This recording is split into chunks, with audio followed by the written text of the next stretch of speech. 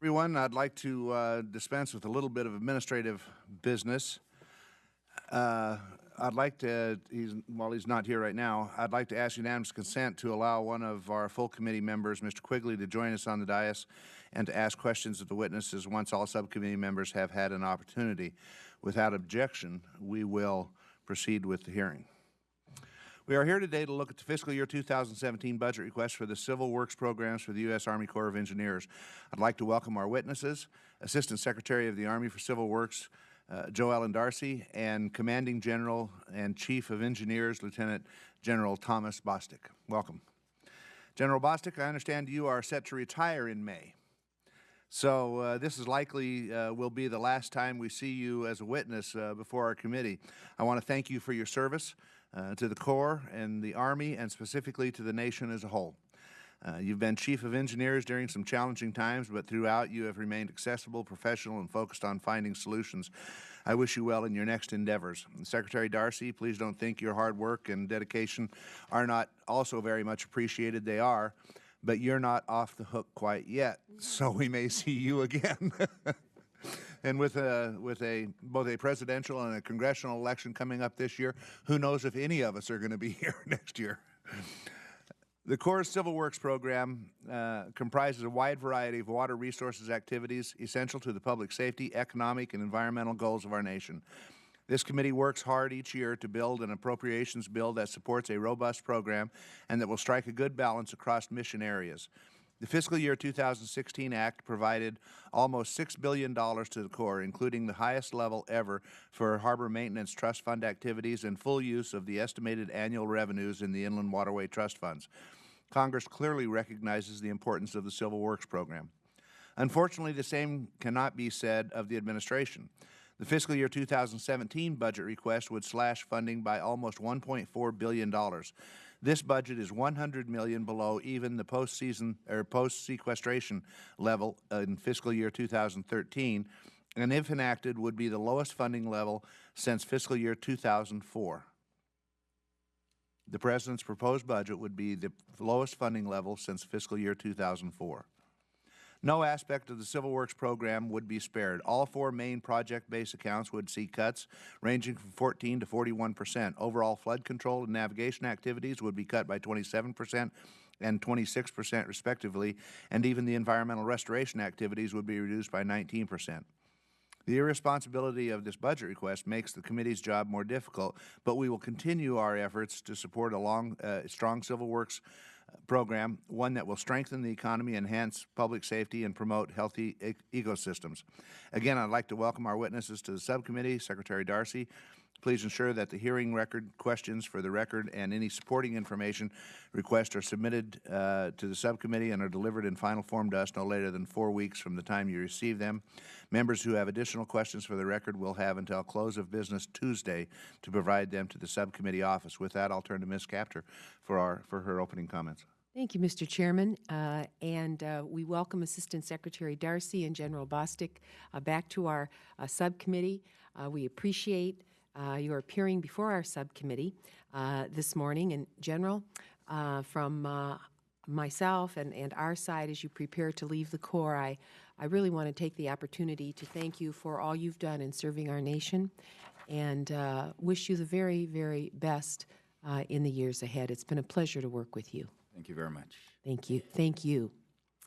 The Corps Civil Works mission builds a stronger and more secure America while providing great opportunity for job creation, environmental stewardship, and even recreation across our nation. Federal support of water resource projects creates construction jobs, meanwhile, and economic benefits that encourage local business, governments and individuals to cooperate and make investments in their own communities. You've really helped to build a modern America. This country once aspired to great horizons in the area of civil works and infrastructure, and I think of several examples of certainly the federal highway system, which is not under your jurisdiction, but and the dams which provide power in the West, and certainly in my region, the locks and dams that have created the St. Lawrence Seaway Development Corporation, and it has a reciprocal down the Mississippi River corridor. America imagined great in those days. We now have before us a budget request which really slow walks vital improvements in our water infrastructure and essentially continues a very troubling trend of infrastructure negligence. This is happening in many arenas in our country, and it is not a development I welcome. Last year, Congress supported a nearly $1.3 billion increase for the Corps, and in light of shrinking investments in our nation, whose population is slated to be 500 million people by 2050, this budget request is disappointing, to say the least. We simply have to keep up with modernizing America. While the Corps of Engineers does life-saving work, which I very much value, I believe more attention must be paid to the policies of the Corps, some of which have not, which have not been substantially changed in the last several decades. Two areas come to mind immediately. One is a lack of innovative financing in how we as a nation finance projects. And secondly, how we dispose of the football fields of dredge material that the Corps digs up every year.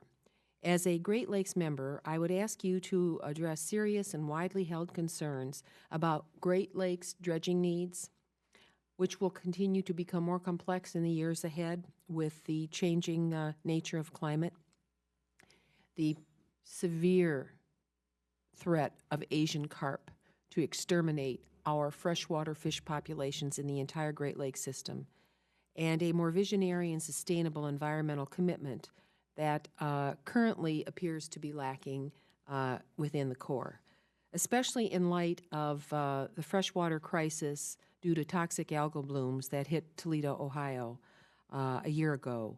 There is a need for innovative cross-agency thinking. Moreover, Great Lakes ports are critical to the regional and national economy, supporting our critical manufacturing base, and we must keep these ports open for business. However, this need not come at the expense of our water security, the safety and quality of our drinking water, or the environmental integrity of this precious, unparalleled freshwater ecosystem. I expect that you will speak to these concerns, and I look forward to our discussion today. Thank you, and thank you, Mr. Chairman. Thank you. We are fortunate to have our full committee chairman with us today, Mr. Rogers. Mr. Rogers? Thank you, Mr. Chairman. Welcome, Ms. Darcy, back to the committee. General Bostick, welcome again. And we wish you all the good luck in the new chapter you're about to write in your life. Thank you for serving your country, and we wish you well. The projects managed by the Corps, of course, have a crucial economic impact on many communities across the country, repairing dams on Corps lakes, protecting communities from flooding, and so on. The Corps plays a central role in ensuring the safety of the places we call home. In my district in Kentucky, the Corps has completed a historic infrastructure repair project on Wolf Creek Dam. You've conducted critical flood mitigation projects, enabling tourism and recreational activities on Lake Cumberland. As we've discussed before, the Corps recently prioritized the town of Martin, Kentucky, which for years has lived under the constant threat of flooding. I appreciate the Corps' attention to that most important project and hope that we can continue to work collaboratively to ensure that the citizens of Martin reside on safe ground. Unfortunately, in recent years, much of the good work performed by the Corps has been overshadowed by bureaucratic hurdles and regulatory overreach that are not just slowing economic growth, but outright killing jobs across the country. First, you've allowed an overtly partisan White House and the EPA to dictate to you your regulatory agenda, to usurp the authority provided by Congress to the Corps under the Clean Water Act. This administration has been relentlessly targeting coal operations, kowtowing to and coordinating with extreme environmental organizations, both through burdensome new rules and their arguably unlawful enforcement. The effects have been dramatic and devastating. My district is in a disaster zone. In the years before this president took office, we had over 15,000 coal miners in the eastern part of my district, supporting their families and their communities with stable, high-paying jobs, living where they wanted to live. Now we have around 5,000 jobs. We've lost 10,000 in my district alone. Laid off, trying to find a job at McDonald's, most unsuccessfully, trying to support kids, family, mortgages, car payments, and the like. Despite that staggering unemployment and economic depression, this administration continues to march on with its keep it in the ground strategy with regard to coal. Not only do these policies completely turn these coal communities upside down, but they weaken our national economic energy policies by neglecting our most plentiful and reliable natural resource. Time and again, I've seen job creators in my district and around the country struggle to do business under this wrong-headed regulatory regime. They've seen their permit applications left to languish and decisions on their lease modifications needlessly delayed. Each new regulation, each delay of an important permit decision threatens much-needed jobs and leads to uncertainty for thousands of others. This is no way to do business. It's no way to grow an economy. As I've said many times before, the waters of the United States, WOTUS, is a prime example of this backwards, job-killing regulatory overreach strategy. The Corps and the EPA joined forces. No, that's not the right word. The Corps surrendered to the EPA to expand federal jurisdiction over every so-called waterway that they could get their hands on. And we're feeling the impact of that regulatory overreach in my district and across the country. Trying to expand jurisdiction and coverage to places, to what's so-called stream that's neither navigable or running. You're trying to exert jurisdiction over arid, what do you call those out west, the so-called former streams, arroyos, with no possibility of water. And the courts rightly have called you down. You're overreaching your authority, time and again. Means nothing to your people. Not only does this rule burden coal companies and farmers and developers and homeowners with hefty compliance costs, but we now know that the administration illegally used taxpayer dollars to try to convince the American people that it was a good idea when it was still under review. This demonstrates a lack of transparency and accountability on the part of these agencies, and an unwillingness to understand how their actions impact real lives and real communities. Both Congress and the courts have fired back against that rule, and I believe it's time for you to move on as well. Second, in addition to destroying coal jobs in Appalachia and elsewhere, I fear the Corps has almost lost sight of its role in economic development and its commitment to its recreation mission. As you know, the local economies in Appalachia are struggling amidst this onslaught of environmental regulations. People of southern and eastern Kentucky are hard at work trying to replace those jobs, and recreation and tourism is an important part of that effort. Unfortunately, the Corps has put up a roadblock after a roadblock every time my constituents want to pursue a job-creating opportunity that requires their involvement. I'm continually perplexed by the Corps' reluctance to support tourism and recreation on core lakes and rivers, when instead they should be fast-tracking every opportunity for development in this economically depressed region. These topics are crucial to struggling economies in rural Appalachia and for coal communities across the country. My hope is that we can set the right priorities in the budget in order to ensure that the Corps is enabling the success of these communities, not holding them back from achieving their potential. I look forward to hearing your testimony so we can try to understand the Corps plans to address these important issues. Thank you, Mr. Chairman. Thank you. Secretary Darcy, floor is yours. Good morning. Thank you, Mr. Chairman, and thank you, Chairman Simpson and distinguished members of the subcommittee. Thank you for the opportunity today to present the President's budget for the Civil Works Program of the Army Corps of Engineers for fiscal year 2017. This year's Civil Works budget reflects the administration's priorities through targeted investments that will reduce the risk of flood impacts in communities, facilitate waterborne transportation, restore significant aquatic ecosystems, generate low-cost renewable hydropower, and support American jobs. It supports a Civil Works program that relies on a foundation of strong relationships between the Corps and our local communities, which allows us to work together to meet the water resources needs. The budget continues ongoing efforts to provide local communities with technical and planning assistance to enable them to reduce their flood risk, including non-structural approaches. We are promoting the resilience of communities to respond to the impacts of climate change.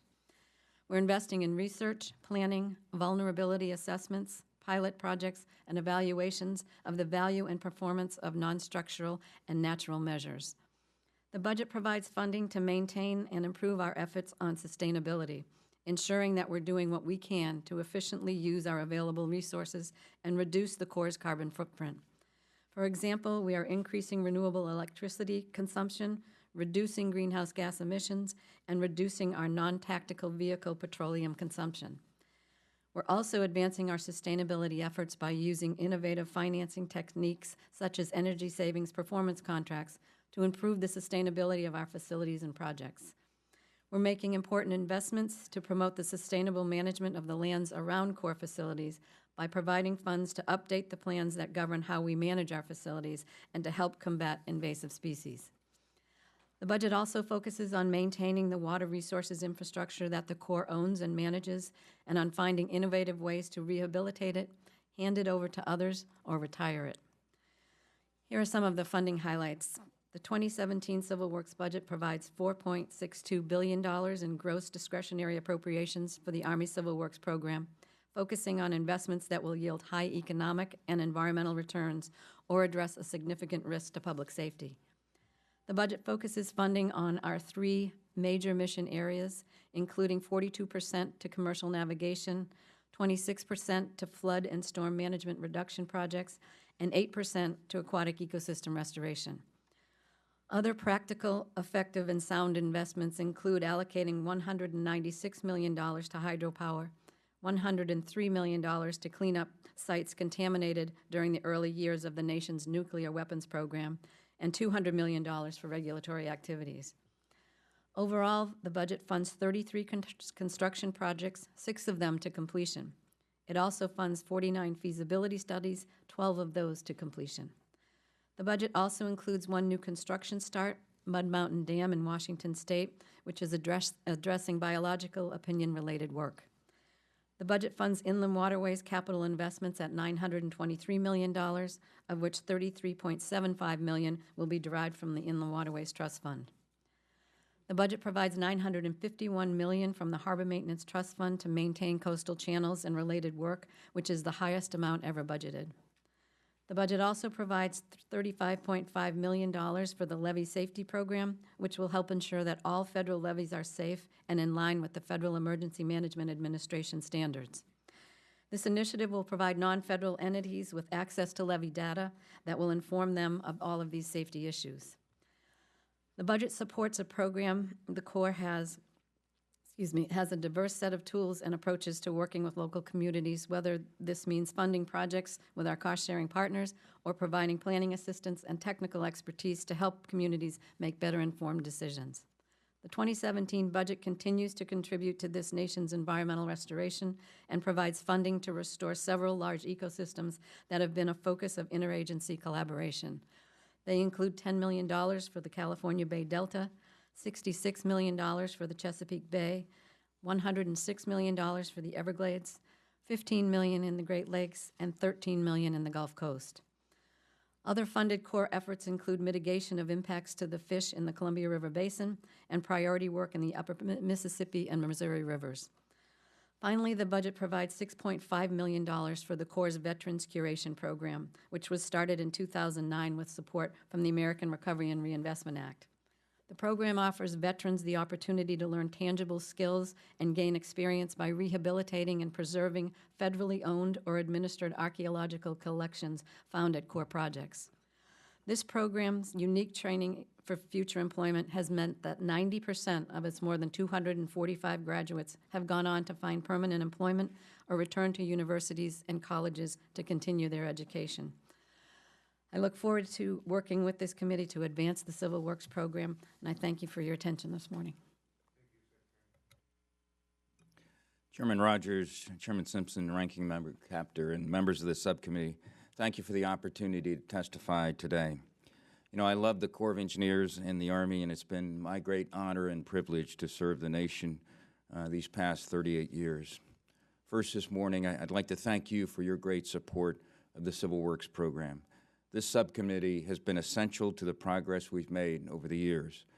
The details of the 2017 Civil Works budget are outlined in my written testimony. We also recently submitted the work plan that allocates all of the initial funds that Congress appropriated for the Civil Works program. The Corps has done its very best to utilize the additional funding in the most responsible and efficient manner to address the outstanding water resource needs of the nation.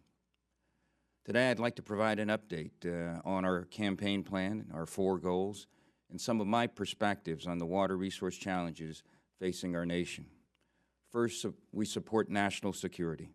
We like to talk about the investment in Civil Works projects, not the costs. It is an investment in the work we do, our economy, and the protections provided to the American people. But it's also an investment in our people, and whether they serve in Iraq, Afghanistan, Pakistan, India, or in over 100 countries around the globe, our people are making a difference. As part of our Civil Works transformation, we continue to improve and modernize the project planning process. Our planning modernization's objective is to manage a risk-informed planning program that delivers timely, cost-effective, and high-quality water resources investment recommendations. Since the inception of Civil Works transformation in 2008, 59 Chiefs reports have been completed with recommendations of over $30 billion in water resource investments. During the first 4 years of Civil Works transformation, 19 Chiefs reports were completed. In the last 4 years, that number is 40, more than doubling our progress. We're on schedule to complete another 12 reports by the end of the fiscal year. While we've made great progress, we can and must continue to improve. Our third campaign goal is reduce disaster risks, and the Corps continues to perform extremely well in this area. We had historic floods in 2011, 2015, and continued again in 2016. And because the systems performed as designed, many Americans do not even realize the magnitude of these floods. In addition to the fact that no one died in these events, the return on investment is $45 to every $1 invested in the Mississippi River and tributary system. Approximately $234 billion of damages have been prevented because of these investments. But despite these investments, our nation's infrastructure is aging. The American Society of Civil Engineers rates the nation's infrastructure at an overall grade of D+. The Corps is managing over $225 billion worth of that infrastructure. Funding across the federal government remains very challenging. In order to complete the construction projects that we are currently budgeting, we would require an additional $19.7 billion. With construction funding at just over $1 billion a year, it will take nearly 20 years to complete the current projects. As a nation, we must continue to think creatively and innovatively about how we gain support beyond the federal government so that we can complete these projects in a more reasonable time. Finally, our last goal is prepare for tomorrow. This is about our people. In the nearly 4 years I've been in command, I've traveled to all 43 districts and 9 divisions to see the vital work that the Corps is doing at home and abroad. I remain convinced that we have exceptionally skilled and talented people in our formations. I'm very proud of the people who serve in the Army Corps of Engineers and our fellow teammates, including the military, civilian, local, federal, and of course our contractors. As we have done for over 240 years, the U.S. Army Corps of Engineers remains focused on engineering solutions for the nation's toughest challenges. Thank you again for the opportunity today. I look forward to your questions. Thank you for your testimony, and General, you pointed out some of the backlog problems that we face in this country and why this committee is so concerned about the budget request that was submitted. And I'm almost tempted to ask what the original request that you submitted to OMB was, but I know you fully support the President's budget, so I won't ask that. Mr. Rogers?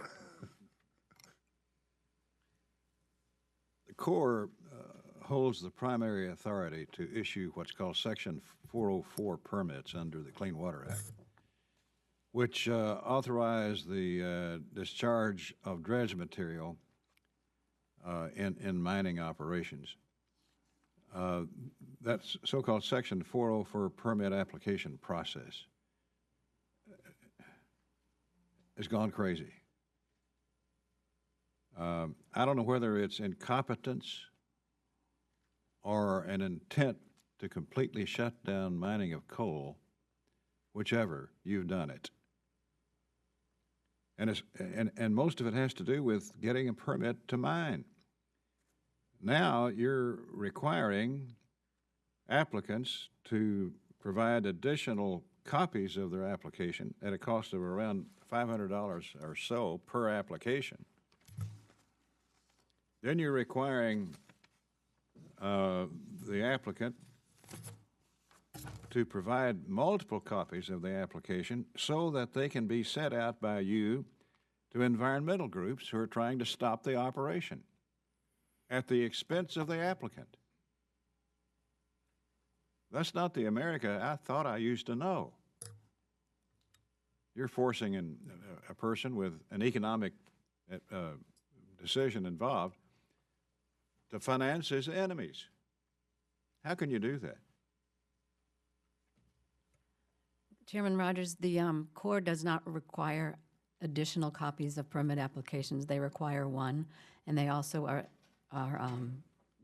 I'm not sure what the requirement is that you're referring to, but it's my understanding that our permit requirements are for one copy of an application.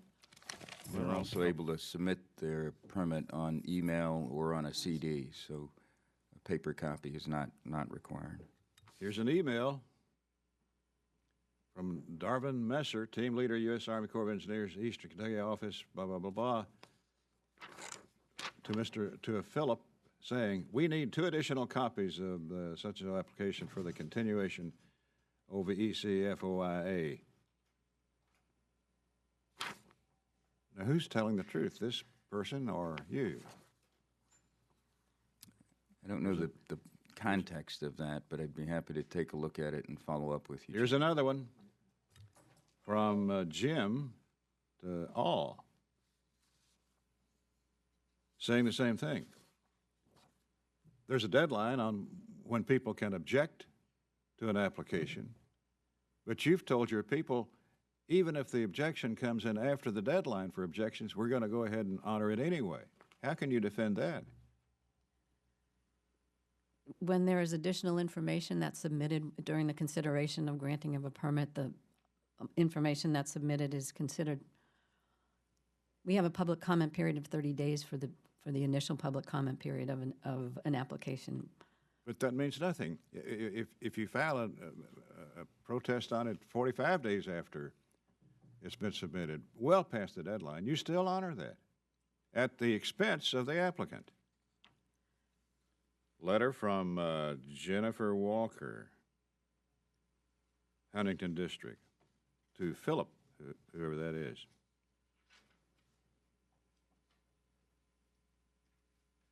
Although the comments came in a bit late, we still have to respond to them, it says.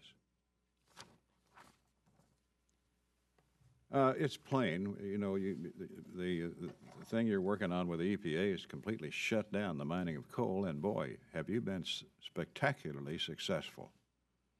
And I've got 10,000 miners in my district alone laid off.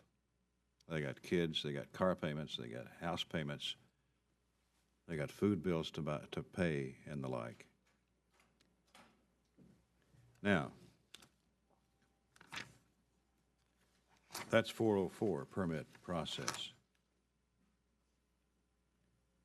Can you look into these issues and get back with us about, I really want to know answers to these questions that I've raised. This is not for TV, this is for real. I'm shooting real bullets here.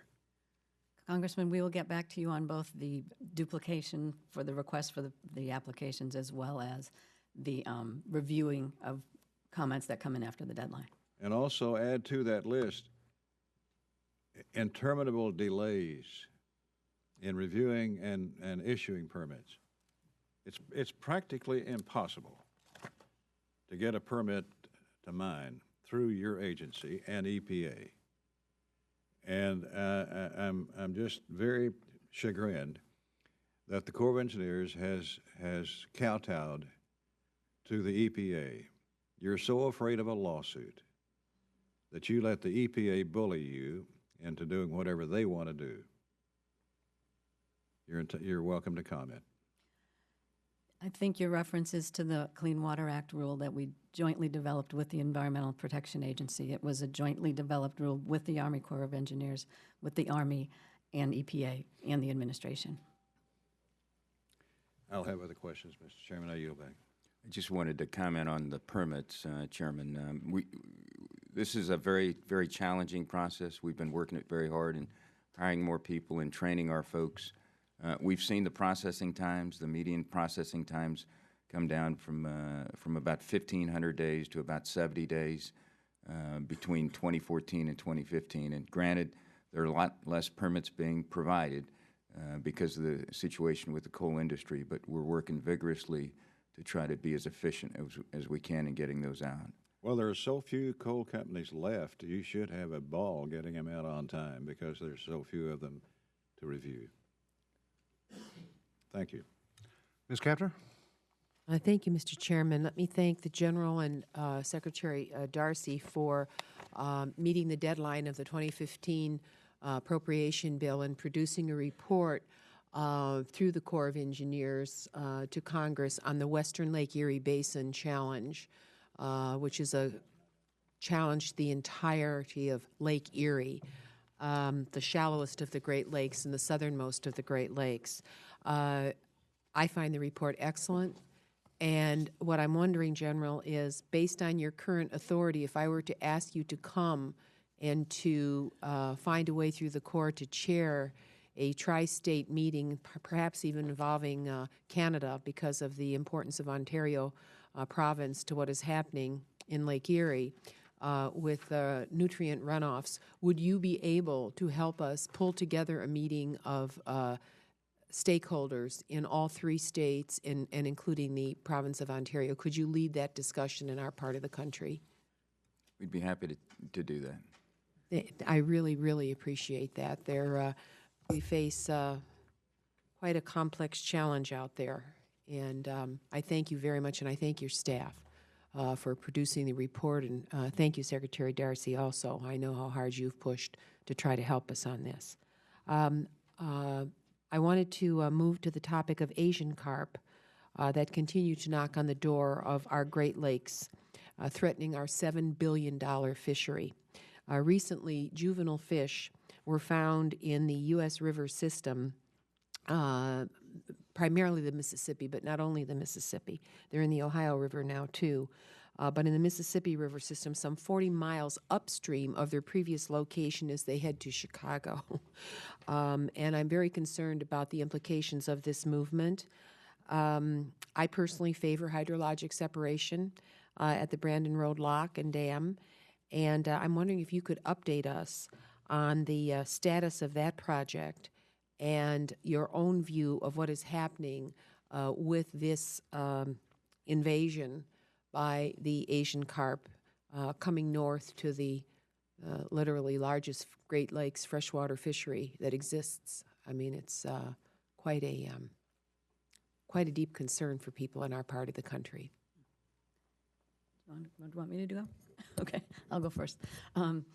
The juvenile carp that you mentioned is a concern, but what we're continuing to do is in working with the U.S. Fish and Wildlife Service as well as jointly with the Illinois DNR and the Michigan DNR to continue to monitor for the juveniles. They haven't, the adult population of the Asian carp have not moved in about 8 years, which is good news.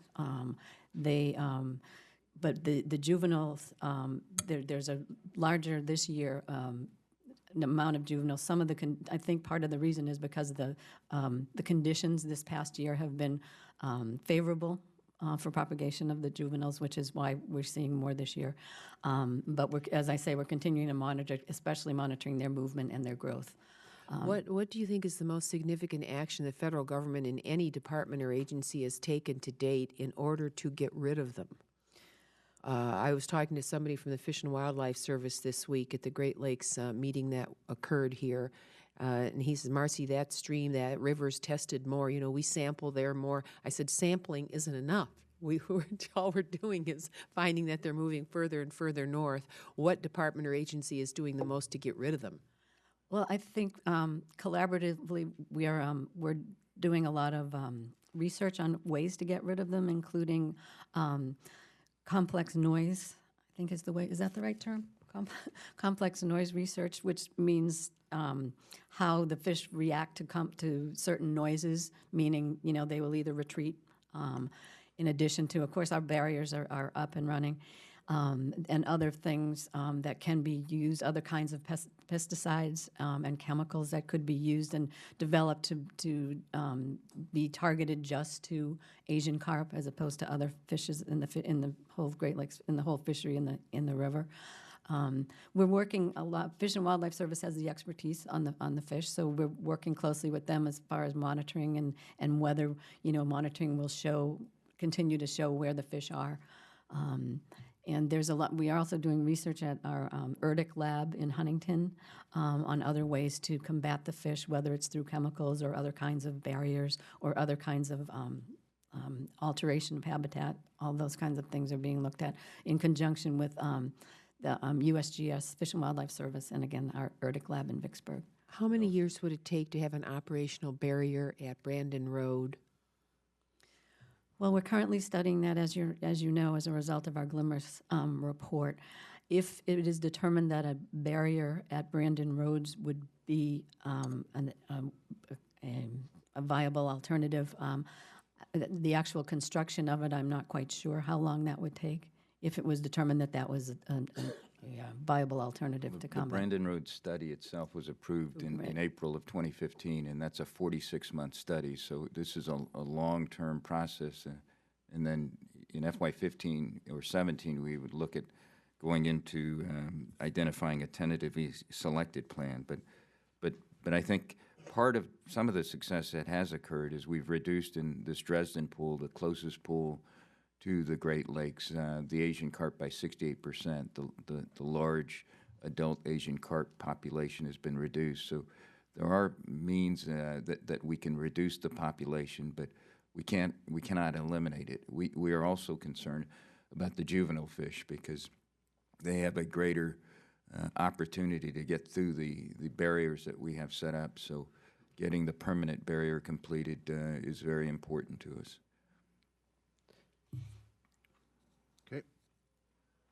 I'm just so upset about this issue. It's hard for those of us from our part of the country to wait. Could I ask, when you said the adults have been gotten rid of, 68%, how was that done? Were they fished out? What happened? I don't have the details on that. I suspect it was, I can follow up with you on the details. I suspect it was a combination of electrical usage, some fished out, and I don't know if some were taken out by other means, but I'll get the specifics on that. But I do know it was reduced by 68%. I'd appreciate that. Thank you, General, very much. Do I have time for another question in this round or not, Mr. Second Chairman? round. Second round, okay. Mr. Frelinghuysen. Thank you, Mr. Chairman. Welcome, Madam Secretary General. The decorations on your chest and may I say the others uniforms in the room are testimony to some remarkable service, and it's not only here, but it's abroad, and it continues, both military and civilian. There was no mention of the Northeast in your remarks. I'm not sure who wrote them, but I'd like to express the fact that I'm grateful for the good work of the New York District in light of what happened for Hurricane Sandy, some of the things that were done. My primary focus has been, of course, on the New York, New Jersey harbor deepening, and may I thank Chairman Simpson for being front and center. The waters weren't particularly rough that day, but we had a good time. And it's an amazing project, and I'd like to know very briefly, we're about to cross the finish line. Would you affirm that? The project will be completed this summer. Good. Appreciate it. I think it's been a substantial investment. I'm also interested in continuing issues that relate to the Passaic River main stem study, but specifically I'd like to focus just for a couple of minutes. As you know, in my congressional district, Madam Secretary, continues to be subject to dangerous flooding from the Peckman River, a tributary of the Passaic River. Passaic River in of itself has all sorts of issues. This study's been on hold for some time. The project, authorized in 2000, with over $5 million spent to date, was marked as the legacy progress for further review in 2015. It's been pending before the Corps' leadership for approval to proceed with a locally preferred plan, which has the backing of the state and the local municipalities. The project is critical to those communities. May I say, I picked up the project from Congressman Pascarell, and I'm just as keenly interested in making sure that we proceed.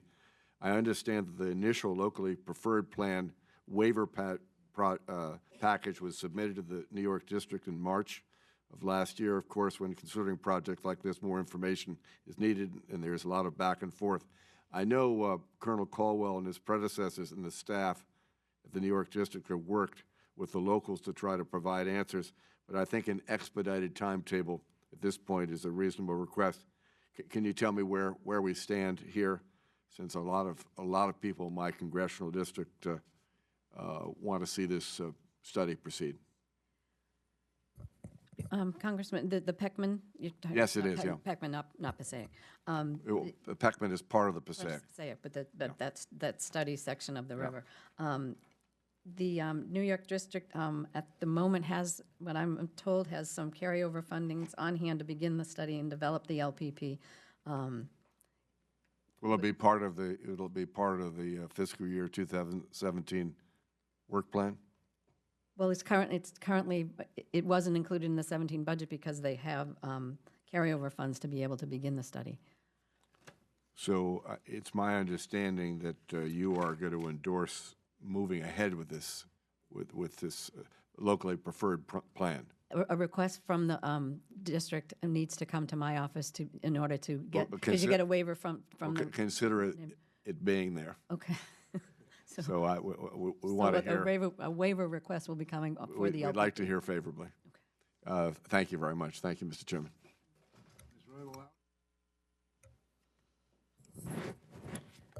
Lieutenant General Bostick, let me join my other colleagues in wishing you the very best in your retirement. Secretary Darcy, as you know, the lack of proper operations and maintenance of funding for flood control infrastructure in the greater Los Angeles area poses a significant threat to lives and property in the region.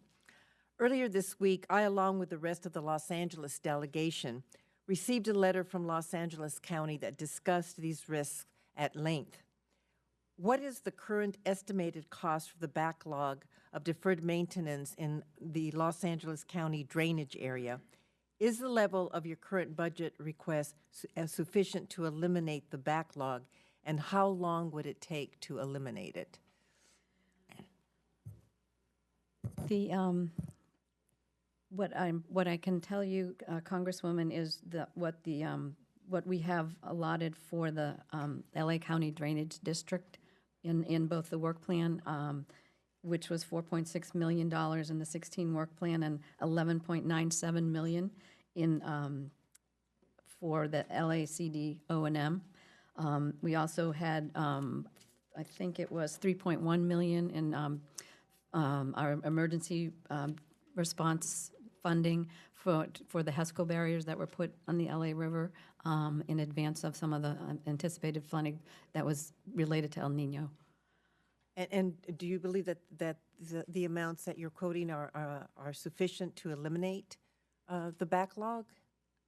I don't know the backlog number, but I think these numbers for this, as well as the additional $17.447 million in the President's budget for 2017, would be sufficient for the O&M of this project. The Los Angeles River project was one of 3 projects that received pre-construction engineering and design funding in this year's budget request. While I was pleased to see this, I did notice that the project only received a $400,000 funding request in spite of being a $1.3 billion project. How did the Corps arrive at this budget request? For example, did the Corps consider total project costs when determining the amount of pre-construction engineering and design funding? And also, is the $400,000 amount sufficient to complete all that is necessary and doable in the first year of pre-construction engineering and design? And if not, how much more would be needed? There's, as you say, the pre-construction engineering and design money for this project in 16 and 17. This project is not yet authorized. If it needs to be authorized in order to go to construction, but the amounts provided here, we believe, will be able to be sufficiently and efficiently spent in both 16 and 17 to do the pre-construction engineering and design. This is just to initiate the design this year, and it would just be the design on the first phase, so that's why it's a small amount. And as Secretary Darcy said, the project would have to get authorized to get construction funds. Do I have time for another question? Okay. Along with many other drought-stricken communities, my home city of Los Angeles relies on stormwater capture, use, and storage as a critical part of its water supply. For example, the Los Angeles County Department of Public Works, which manages the majority of the Los Angeles County drainage area system, has prioritized capturing stormwater as an important local water source. During this year's El Nino event, has the Corps adjusted operations for Southern California projects to maximize capture and storage of stormwater for water supply? I think the answer is yes. We've worked very hard throughout California and other states.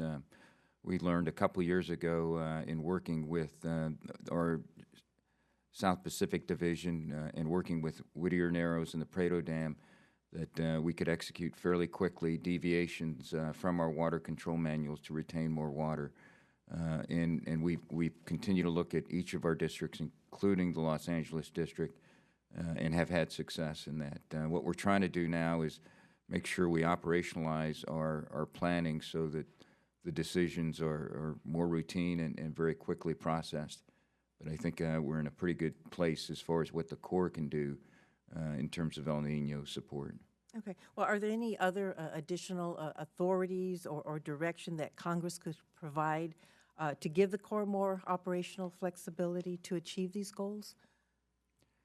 For the Corps, it's always a balance between flood risk management and water supply and many other purposes for the water storage. So it's not something I think we need additional laws or guidance on. It's a question of balancing the needs in the local area to the best that we can. The other area that Secretary Darcy talked about is the work that we're researching on atmospheric rivers to try to see if there's better methods for us working with NOAA, Scripps, and other experts on how do we identify early on the rainfall and then work quickly to try to capture it. So the science is part of the future, and then the on-the-ground balancing of the water control manual needs is the other solution that we're working. Okay. Thank you, Mr. Chairman. Thank you, Mr. Chairman. I'd just like to kind of take on what Ms. Allard said. And also in the north, you all are managing some of the dams up there. I'm going to talk about Folsom Dam really quickly. You're doing releases right now out of Folsom Dam. As you know, we have a significant drought in the state of California, and there's a lot of people that are questioning why the amount of releases that are going on at the present time. We have long-term weather forecasts from Scripps that claim that this El Nino is fizzling out. We all pray for a March miracle, but it doesn't seem that that's going to occur. And any drop of water that we can retain, we need. Already reclamation is allowing, just for the record, Mr. Chairman, there's been 2 to 3 times more rainfall this year than last year, and yet we have pumped less water this year than last year. Now that is, I know that's not in your wheelhouse, but I just want to bring that up. But in these dams that the Corps is operating, we need to make sure that not unnecessary releases take place. We understand your flood control is your primary concern, but we need to make sure that water is used and saved as much as possible. And we'll be keeping a close look on it. Back in my district, Marietta Creek is a project that's underway. Assistant Secretary Darcy, General, I was hoping to see the FY16 work plan for the Corps include $200,000. That's it, to complete the critical limited reevaluation report for Marietta Creek flood protection and ecosystem restoration in my district. As you know, Marietta Creek is back under construction. We intend to keep it moving through completion. We're currently working with General Toy and Colonel Gibbs back in our area to ensure funding is provided to Marietta Creek project and complete the LRR and capture the cost reductions recently identified in the value engineering exercise conducted by the Corps District and the local sponsor. They have said they hope to complete the LRR by October. Can you help ensure that this schedule is met? We'll do everything we can to meet that schedule, sir. Ms. Darcy, General, the last significant flood in the project was in 1993, which caused over $21 million in damages to Old Town Temecula and over $75 million in destroyed helicopters over at Camp Pendleton. Those damages could be much greater. We've recently jumped back into construction for our communities with the Corps on the project, which will provide 100-year flood protection for the cities of Marietta and Temecula, and obviously downstream and into San Diego, and at Camp Pendleton specifically. These populations have quadrupled since the project's feasibility study. These are significant numbers of homeowners, businesses, infrastructure which remain vulnerable to flooding, and we need to address this, and I would like to do so sooner rather than later, to continue construction and keep the project on schedule. To reduce the threat of flooding, we will need FY 2017 continuing construction funds to award the second reach of Phase 2 project and initiate Phase 3 design. Ms. Darcy, General Bostick, can you commit to me that you will work closely with me on the funding to ensure that we stay on schedule in FY 17? Absolutely. We'll work closely with you, and we're working closely with our Los Angeles district. Appreciate it. And one last comment. As you know, on the Santa Ana main stem, we're coming after how many years? 30 years, and billions of dollars of expenditure. Where I think we can see light at the end of the tunnel, and I hope that we continue to work to get the funding that's necessary to finally bring that project to conclusion and save our friends downstream in Orange County. So I appreciate your concern on that, and I yield back. Thank you, Mr. Chairman. Thank you, Mr. Chairman. General Bostick, congratulations on 38 wonderful years of service to the Army, Corps of Engineers, to our great nation. I thank you, sir, very much. Secretary Darcy, it's great to see you again. For both of you all, I remember vividly my very first hearing with us together, and for the benefit of all, I wanted to talk about what was then my #1 legislative priority and what is still today my #1 legislative priority. And I don't mean to be rhetorical, but it is the Chickamauga Lock, the new Chickamauga Lock in Chattanooga. We've worked together When I first came to Congress, the Inland Waterway Trust Fund was a broken trust fund with all the funds going to the Olmsted Lock. We worked together, Republicans, Democrats, senators, congressmen, the Corps, to reform that, and it is fixed. The Inland Waterway Trust Fund was fixed. After we reformed it, it was underfunded, so we worked to raise diesel user fees, to infuse much-needed new capital, more revenue into the trust fund. Problems persisted, as you all know. Chickamauga was then fourth after Olmsted, Lower Monongahela, Kentucky. Then it was Chickamauga Lock. And fortunately, Congress acted to lock in that priority. Secretary Darcy, last year, after my pleading for funds, our great city, Chattanooga, needed some good news. And when you called me and said that we were going to get $3 million to restart construction on New Chick Lock, that was a great day, not only for me, but for our city, which desperately needed some good news. This year, in fiscal 2016, we're going to get close to $30 million for the new lock. And so that everyone knows, the old existing lock, and the Corps has done a good job in terms of maintenance, but this is an older lock. It's an antiquated lock. It's a New Deal era lock, which has about 300 monitoring devices on it. It's functional, but it's got to be replaced.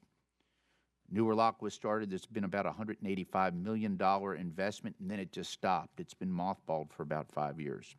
So I'm very excited that we have gotten this process started again. Work is going on at the new Chickamauga Lock. It's much needed. And I am a committed advocate for the inland waterways of this nation. It's a great way to move goods, keep trucks off the road. It's efficient, and it's much needed in my region and really all over the country. My concern is that, once again, the President has not put Chickamauga Lock, New Chick, in the budget. And I know you're going to talk about a funding formula, benefit cost analysis a little bit, but I want to make my request abundantly clear that we realize that New Chickamauga Lock needs to be funded, and that we have to realize we're going to have workers on the ground, progress being made, and we need to keep this going forward. With that, Madam Secretary, I would like to respond to that request. The request to continue to work with you on getting funding for this lock. Yes. We will continue to work with you to try to get funding for this lock. Thank you. With that, I will yield back. General, if you want to add to that, be glad to, but it is so critically important, and we can use all types of formulas. We can look at all that. Bottom line, New Chick needs to be built and constructed and funded. The only thing I'd add, we talked about before, is we do manage these priorities on a risk-based, performance-based analysis, which is the benefit-cost ratio. And the benefit-cost ratio for Chick Lock has decreased. We talked about doing an economic analysis to see if there were changes that might happen. That report's going to be done in July of this year. Initial indications are that there could be more traffic in that particular area, traffic to the degree we had back in the 2000s, but it had dropped down. There could be a number of reasons for that. The state of the lock and the unreliability of the lock could be a big factor. So we'll finish that study in July, and we hope that the benefit-cost ratio will be in a better place. Thank you, and I'll yield back. Thank you. Thank you both for being here and for the work you've done. Secretary Darcy, we'd love to see you back in Fort Worth. Thank you for all your help. And Lieutenant General Bostick, you talked about this in your opening remarks, but we understand that the funds aren't there to do some of the things that you've heard today that are so important to us. But would you identify what you consider the most critical unaddressed water resources requirements that are there but not addressed because of funds, and what priorities have you not been able to address due to the funding constraints? If you said, take out these parts, said, this is what I see as I'm leaving all these years of work, what are we not addressing? Well, thanks for that question. I think overall, I would say that we need to address this aging infrastructure, and we need to take it on as a nation. Whether it's a D plus, D minus, or D, it's still not a good grade. Much of the infrastructure we have, as Representative Fleischman and others have said, are New Deal era projects when FDR decided they needed to put America back to work again. Those projects were once the envy of the world. People from all over the world looked at these projects and were amazed at what America did. I was just in China, and they spoke about the American progress and wanted to know more. In China, they have a strategy, and you can talk about their economics and how they're funding things, but they have a plan, and their plan is to spend $600 billion on 172 water projects and finish it in 7 years. So I think, one, we need a strategy, and we're working on a capital investment strategy. We have a levee safety strategy. We have a dam safety strategy, but part of the strategy has got to be based on time, and it's got to be based on efficient funding. And if you don't have time and efficient funding, then that's not really a strategy. Where we have been successful with strategy is in disasters, hurricane storm damage risk reduction after Katrina, after Sandy. We finished those projects in 7 years. We finished things that normally take 40 years. We finished it in 7 years. So I would say look at our aging infrastructure, set priorities, and then fund those priorities. And right now we have a collection of projects, many projects that we try to sprinkle dollars all across, and not till a crisis do we actually execute. So I think part of that process is probably going to continue, but if we could say, here are the priorities that this nation wants to finish, and then fund those. And it might be something like a BRAC, where base realignment and closure for infrastructure, but focused on a small amount of projects that we say we're going to get done. And those are the projects that are going to mostly involve life safety, navigation, and help our economy. Thank you very much. Mr. Chairman. Thank you, Mr. Chairman, and welcome, Madam Secretary and General Bostick. I came in late, so I just picked up from the. Can you hear me? Okay. I just picked up on the information that you are retiring in May. So just want to congratulate you on your long years of service. And please understand that we all understand the kind of work that the Corps does and how it goes about doing its work. And I just heard two words, time and efficient funding. And I think that that's what we have to think about as appropriators, that we have to be able to put out the funding in anticipation of the future. And so the things that we want, things that we desire for our public safety and for our future, we can't expect that without appropriate funding and investments and the kinds of things that we dream about for our country and our community. So I just want to make that comment. I'd like to start with the Upper Berryessa Creek project in my own district. As you know, this project has been a high priority for me, and I've been following very closely. And this is one of the two projects that must be completed in order for the new Milpitas to San Jose, the BART system, the Bay Area Rapid Transit System, the station to begin operations on time in 2017. I understand that the Corps has been working with the State Regional Water Quality Control Board and local partners on the final permitting and issuing the project partnership agreement for the project, but that this has not always gone smoothly. Can you share with us about the expected timing for the issuance of the PPA for this particular project? I don't have the details on that, Congressman, but I can follow up later today. It's kind of critical for the opening of and a timely opening up of the BART station. And I know that the Corps had gone to extreme lengths to make sure that and been very flexible in looking at the timing, how we look at the permitting time and everything else like that. So it'll be critical. Congressman, I think we're on track with the local sponsor to address the issues with the certification and get the PPA on track. This project is an important one. It's also one that's funded to completion in the budget, so. Okay, so our work with the Regional Water Quality Board is being addressed and is being resolved. Yes, it is. That's great. Also asked about the South San Francisco Bay shorelines, that study. And I want to also again thank the Corps for your hard work in keeping the shoreline study on schedule and submitting the chief's report to Congress on time. Completing that study was a vital step towards managing flood risk and restoring the natural ecosystems along the Bay Line that borders the cities of Palo Alto, Mountain View, Sunnyvale, Santa Clara, San Jose, and up the bay towards Oakland. And I'll be working with my colleagues to see that the project authorized in the next WRDA bill. And I wanted to understand that the Corps can initiate pre-construction design while it awaits authorization. Can you share a little bit about that, please?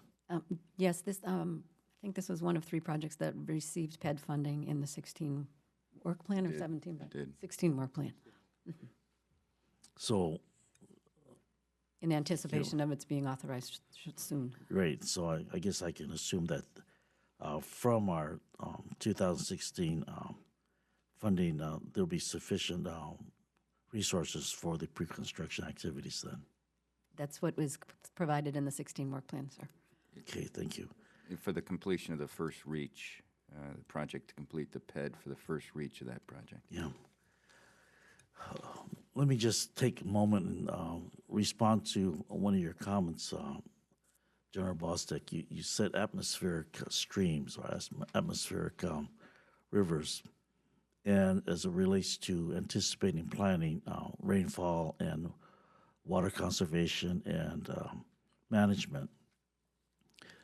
Is there a way where your agency and other agencies can get together and write a short paper on how you go about tracking or identifying atmospheric rivers and streams and the different agencies that need to work together to be able to achieve this information and knowledge so that at the end, well, I guess in technology we said end users, the community, when the rainfall does occur, that you have enough information to be able to anticipate what you need to do with the communities and with the Corps. Because I think a lot of times we isolate different activities as if they were entities unto their own and don't incorporate the different works so that people, policymakers will understand the interaction of all these things so that we'll be able to say we should be spending money in these areas in the research and supporting NOAA, supporting NASA, and supporting other entities so that this information will be at hand and available to be able to work on issues of water storage, management, and research. Is there something that the different agencies can get together so that we have some instructional papers before us so that we can make good fiscal decisions when we sit here? We can absolutely provide that. This is really an interagency task force effort, and the research that we're doing is an interagency effort, so we can summarize what that research is and provide it to you. The White House does have an interagency task force that's looking at drought. I visited California and met with their drought experts, and it was refreshing to me to hear that they felt like they were working with all the right folks in Washington and obtaining the support that they needed. There's still a lot of science that needs to be done on atmospheric rivers. It's certainly not going to be a panacea, but I can provide you the information and demonstrate that we're certainly working together. You know, but the important part is that it's very plain and very clear who are working together with it, how much money it costs, the kind of funding that's be necessary for the research and the work that is required in order for us to have that kind of a conclusion. So Yes, appreciate we'll that. Thank you. provide that. Thank you, Mr. Chairman. Mr. Valadeo. Jeez, this donut is really cooking good. Thank you, Chairman. Thank you, Secretary and Lieutenant General. Appreciate your service to our country. I hope you enjoy your retirement. Thanks for everything you've done. My question, I'd like to echo a little bit of what my colleague, Mr. Calvert, said earlier about water and California and the role that the Corps can play in hopefully conserving as much water as we can and helping the communities that desperately need it. Community I represent, we've seen unemployment numbers in the last few years actually get up to the point of hitting 50%. And if you saw San Francisco Chronicle over the last few months, they had a story of folks living in shanty towns, and something you'd see in a third world country is happening right here in the United States of America. And a lot of that has to do with the resources that are being wasted currently. As these storms that we have gotten over the last few months, we see water continue to flow out into the ocean. And I know, again, it's not specifically the way that that the agency is or the Corps is managing, but you guys do play a role in the overall usage of water, and I hope that you take that into account when you're making decisions. But my question, a little bit down the same path, is although the year's El Nino weather pattern has brought some much-needed rain and snow, drought conditions persist across much of the West and the Southwest, with California seeing the most extreme conditions. What kind of impacts do the Corps facilities or operations are you seeing as a result of this drought? And will funding requirements in fiscal year 2016 and 2017 be affected? And third, how is the Corps handling requests from local interest to modify the operating procedures of projects with water storage? Well, first, I'm also a California resident, so I have family and relatives that are out there and a lot of friends, and I visit out there regularly, so I understand some of what you're saying in terms of the impact, and we've seen that in other parts of the country as well. When I traveled out there, my specific purpose in my last visit was to take a look at drought conditions and what we have done. And one of the things we did was an emergency permit to the California Department of Water Resources, where they installed this emergency salinity barrier for the Sacramento-San Joaquin River. So that was extremely helpful, I think, in keeping fresh water available. Was that, that's been installed and in place? Right. So this year, and I forget the exact numbers, but I saw a graph yesterday, I think it's triple the amount of water's flown through the Delta, and we've actually pumped less water this year than last. So triple the amount of water moving through the Delta, and we've been able to capture less than we did last year. So the graph is a pretty dramatic example of nothing seems to change, and it hasn't helped. And I don't know if this project was supposed to help or could have helped, but right now it doesn't look good. Part of what it was doing was to keep the salt water out. That was the initiative, and they didn't keep it up long. They kept it up long enough to protect the salinity content in the water. The other thing we did very quickly was the work on Whittier Narrows and the Prado Dam, and we were able to capture a significant amount of water in both of those events, which led to a significant amount of supply. Beyond that, we're working very closely with the drought experts in California and here in the United States in an interagency way. This is a very, very difficult challenge, as you know, and we're doing the best that we can working together. I'll just add that we're also looking at our operations as ensuring that we have drought contingency plans for the operations of our projects, not only in California but around the country.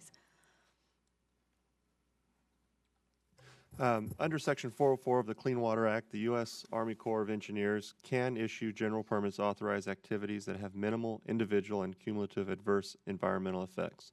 There are currently 50 different types of these nationwide permits that enable a wide variety of activities such as residential and industrial developments, utility lines, road crossings, mining activities, wetland, stream restoration activities, among other things.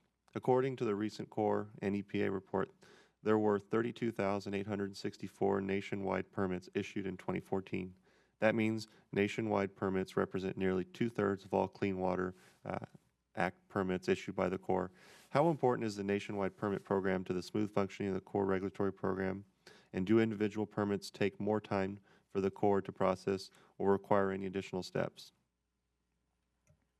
Congressman, I would say that the nationwide permit program is invaluable to the Corps of Engineers. It's one, as you say, it's 33,000 permits last year, because those permits are for smaller projects. Therefore, you know, and they do take less time than individual permits.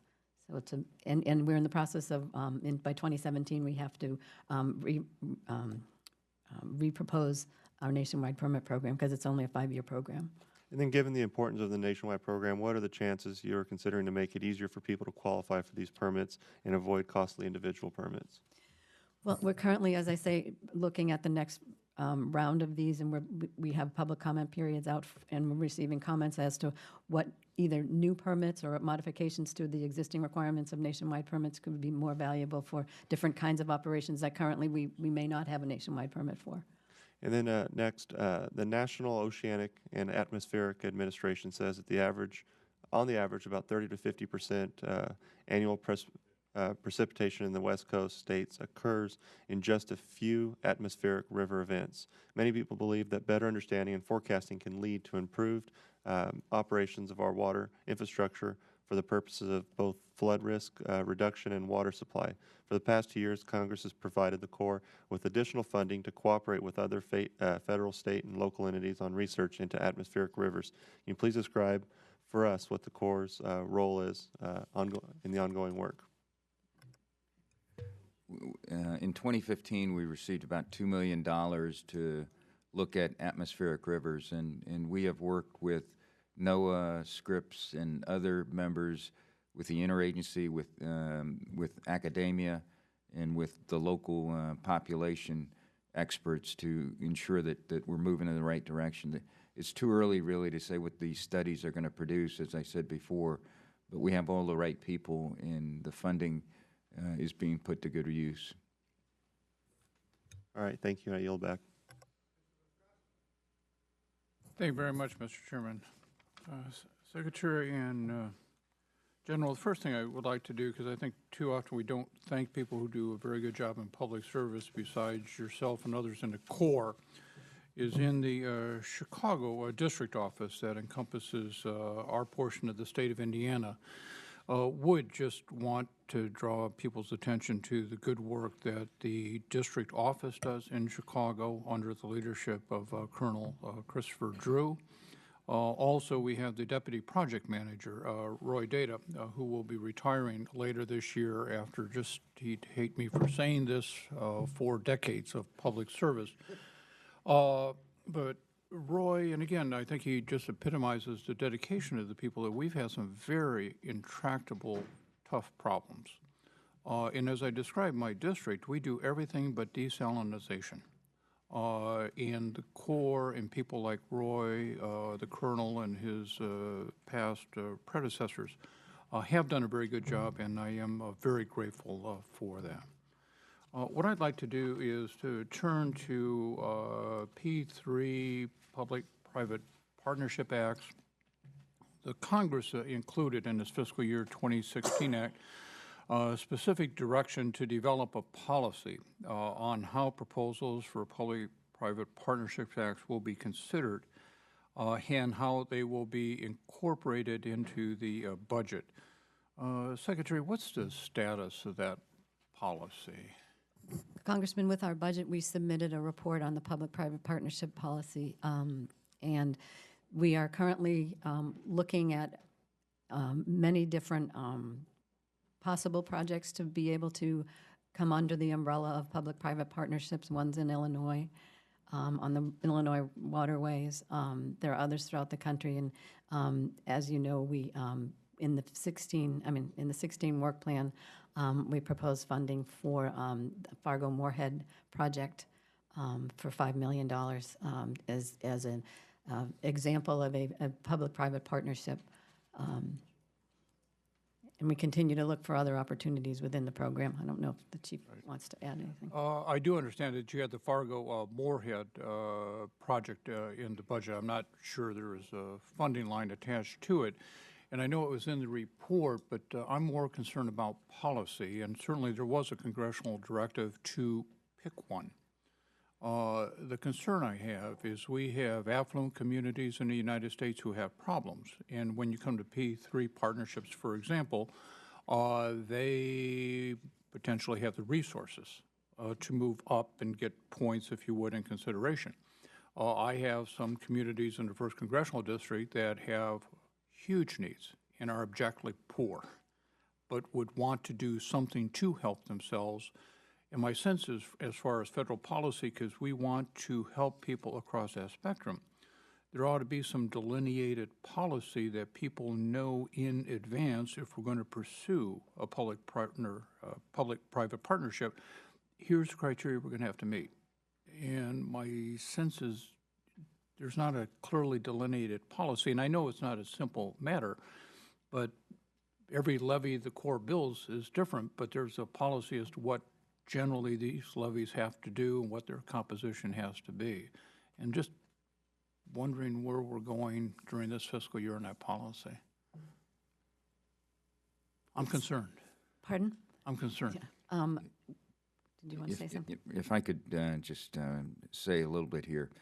I think it's sort of, you would always like to have the policy out before you start moving forward in any type of P3 work. And this area is so new for the Corps and the nation that we're going to have to develop the policy almost as we're moving along and learning, because we have a number of constraints that keep us from doing public-private partnerships, but we are trying to work with the locals that have moved forward in a way, aggressively moved forward, as in the case of Fargo-Moorhead, that we're trying to take that and learn from it and then work with the administration, work with the Congress to decide what really should be the way forward. For example, we have to monetize projects, and if we were to monetize a levy work, for example, we were able to garnish those funds, we can't keep them at this point. We're not able to ring fence those funds,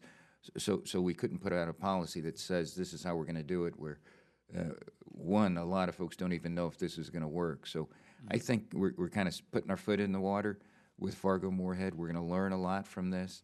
We've given some broad guidelines on what to do, and we've spent a lot of time flying back and forth. But I think we'll learn a lot from this, and we'll be able to develop a more clear policy and a way ahead. And I assume the Corps is communicating with other agencies in the federal government who may have some experience with these types of projects, understanding, again, you're in a very unique situation and each project is different.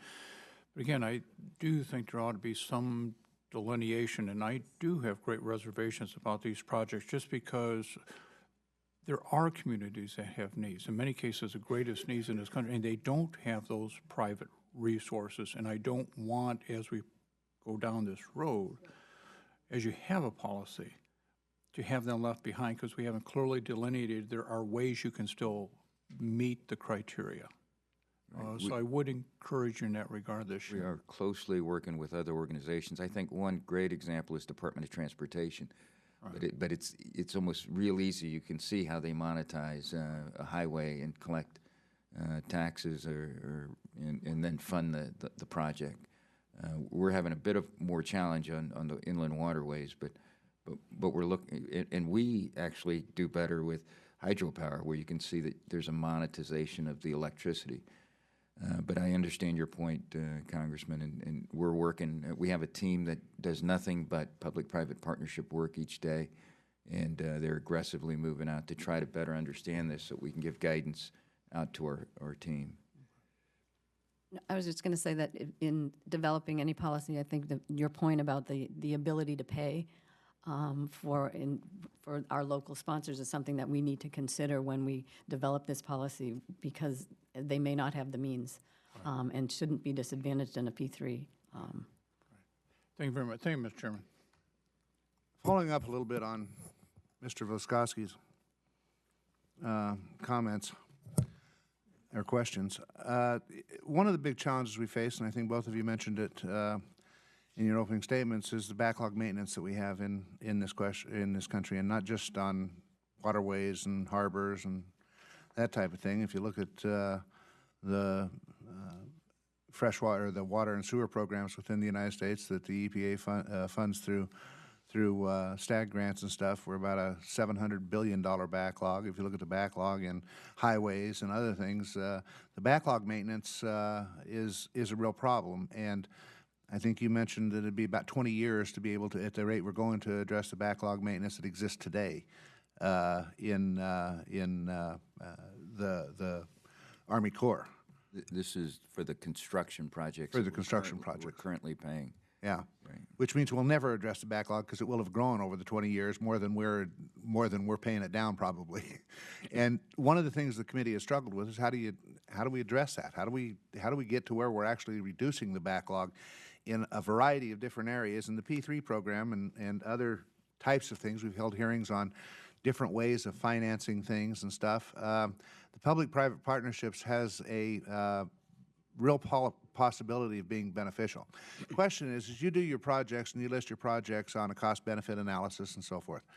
How do P3s fit in with that cost-benefit analysis? Are there special challenges that they have that put them at a disadvantage in fitting in that project, or advantage them in fitting in those projects? Or should there be a separate, I guess, list of projects that you do and P3 projects that you do? I mean, we certainly want to encourage local communities and private partnerships to be involved in this. I think that's a healthy outcome.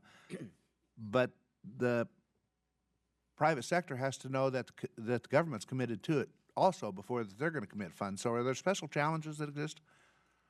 There are clearly special challenges that exist. In fact, many of these public-private partnerships probably would not fit into our business rules.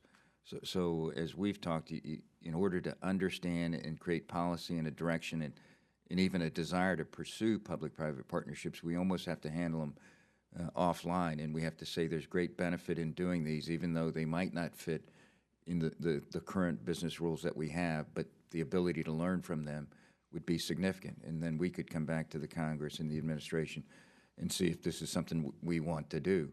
I think there's many investors out there that believe that they can help, but we haven't set the right parameters which will allow them to do that. One area that the Congress has helped in reducing the backlog, we turned in about $14 billion of projects recommended for deauthorization, as we were directed to do. So that's going to take away some of the backlog. And to address the other ones, it's like I said earlier when Representative Granger asked the question, I think part of what we need to do is prioritize some of that backlog and push it all the way to completion. It may not be a small handful of projects, but prioritize those, fund them, and get them done in a short period of time, and then work on the next group while we continue with the business rules for the rest of the projects. You know, I think there are some challenges with P3, but I think it's one of the one that we have to look to as far as your question about whether we should look at P3 projects through a different lens than we do when we prioritize the others. Maybe we should, because maybe the benefit that isn't traditionally captured from that project might be enhanced by having either a P3 or some other alternative financing mechanism that we don't usually evaluate for. You know, I mean, I think being open to the opportunities that private capital can bring into our projects is something that we should be open arms and have, in my view, have a wider lens on what qualifies. Is there a reason why following the congressional directive, we directed you to select a P3 this year, and you selected the Fargo-Moorhead, and didn't request anything in the budget request for it? That's true. I think, as General Bostick pointed out, this is our first toe in the water on P3s, and we want to look forward to what it is we can learn from this one, and hopefully we will reach success in the initial stages of the $5 million that we're putting in 16, and we'll be able to see that going forward. Perhaps in a future budget, we would be able to budget for it. Okay.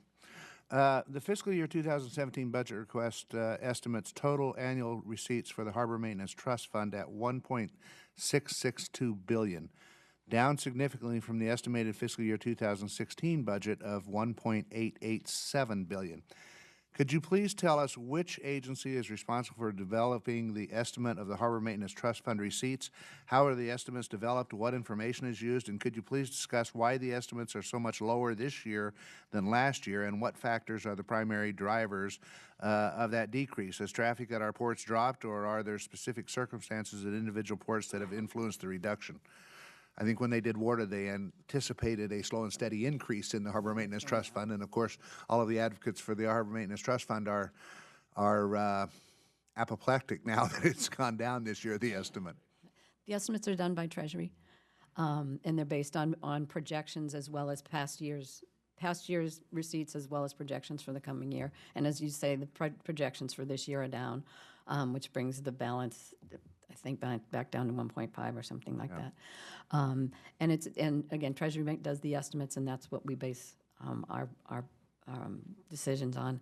And I think the part of the reason for the decrease is what's coming in, and probably the price of oil. I don't know if you want to add anything, General. But you don't really know what other factors are. It's just decrease in traffic through the ports? Yes, and what the reasons are for that. I think part of it is Okay. yeah, it's traffic, because that's the only, I mean, well, the Harbor Maintenance Trust Fund is an ad valorem tax, so Yeah. it's the value of what's coming in is decreased, and then I think part of it is oil. Okay. Mr. Fortenberry? Thank you, Mr. Chairman. I apologize. I'm splitting time between two hearings, but thank you all. Good to see you again, Secretary Darcy. I remember fondly our first meeting along the Platte River in an airboat. Thanks for bringing that project to successful completion. I wanted to ask you about the Missouri River Fish and Wildlife Recovery Program. You have a significantly reduced budget request. What does that mean? Are you nearing the end of nearing completion of the program, or is there some shift in priorities? I believe this year, I